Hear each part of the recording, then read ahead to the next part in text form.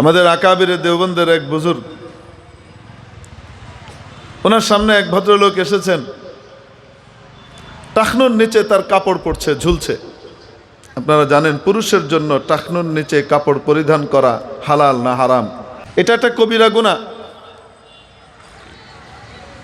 এই ধরনের গুনাহে লিপ্ত এক ভদ্রলোক এসেছেন। উনি দেখেছেন,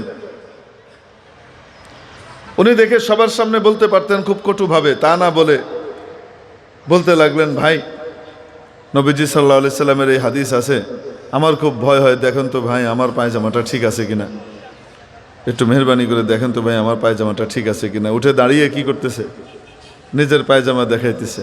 তো যাকে বলছে সেই ভদ্রলোক বলতেছে, হুজুর আপনার পায়জামা তো ঠিক আছে, আমারটা ঠিক নাই হুজুর, আমি ঠিক করে নিচ্ছি। আখলাক। এই জায়গায় যদি বলতেন, ধর মিয়া, জাহান্নামের আমল করে সামনে আসছো, যাও এখান থেকে, আমার চোখের সামনে আসবে না, ধাক্কা দিয়ে যদি ফালা দিত, এখান থেকে সরাই দিত, কেমন হইতো অবস্থাটা? ওই বেটা কি কইতো, আদার মিয়া তোমার মতো মোল্লা কত দেখছি,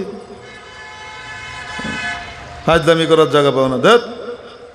ইসলাহ হইতো না, সংশোধনও হইতো না, উল্টা ওই মৌলবী কেন, সমস্ত মৌলবীর উপরে তার রাগ উঠে যেত। ঠিক ঠিক না?